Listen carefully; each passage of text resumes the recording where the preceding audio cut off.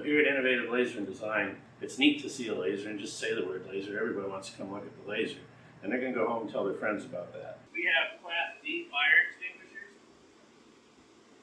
and we have CO2 fire extinguishers. When you have the sensitive electronics and delicate equipment that you have, you spray that with a powder extinguisher. You just added thousands of dollars to your repair.